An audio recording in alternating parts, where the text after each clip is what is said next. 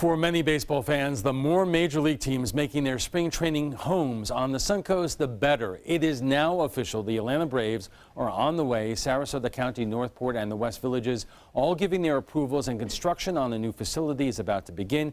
Christopher Brantley joins us now with an update. Christopher. Well, good evening, Alan. Construction begins in September, and there seems to be no wasting of time here. West Villages General Manager Marty Black told us the day after the final approval was given, the contractors started making calls and preparing the land. The land is barren, nothing more than a place for cows to roam.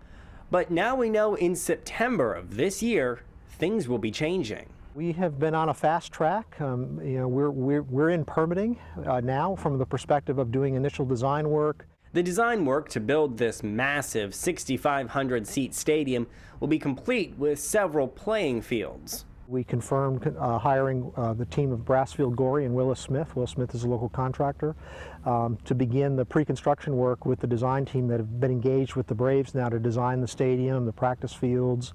West Villages General Manager Marty Black and his team have a lot of work to do. But before any work can begin, the first thing that must be done is soil testing. And when we were out reporting this story, we came upon the company doing that work. The Braves promise not to move their team once they come. And that's for the life of the time that we have debt on the property, so the 30-year period.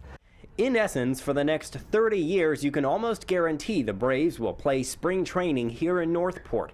Backing out would be a very complicated and expensive venture. If they move before then, they have to pay all the debt off. Any of the money that they've had us raise as the county or the city, that all has to be reimbursed. So it's a pretty steep penalty to encourage them to stay. According to Black, the Braves have made clear they intend to stay. Between now and September, there's a couple of critical path items. In addition to the design that's going on in the permitting work, we have to file a grant application with the Florida Sports Foundation. The $20 million the West Villages is requesting in state funding is not guaranteed. However, Black and some local lawmakers believe the money will be given.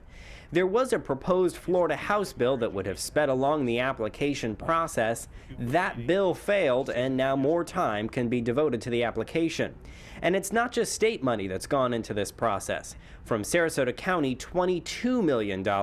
From Northport, $5 million that could be paid out over time.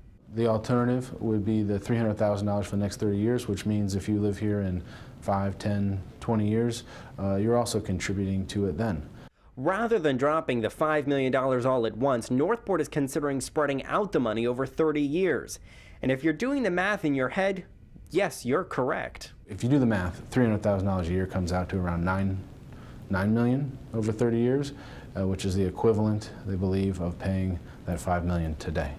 The theory is more people will be living in the city as years go by, and that means more people will be contributing to the stadium that is expected to be a large tourism draw.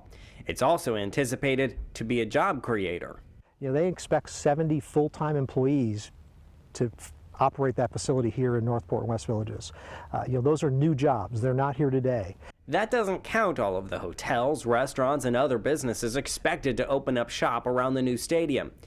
And that brings us to opening day. Most builders shoot for a month of opening, but Black has a very specific date in mind. I made the contractor get up and said, okay, January 15, 2019, in order to start play in February, and they said, yep, we can do it. Now, if they can really do it in that time, will be seen in 2019, Alan. Christopher, thank you.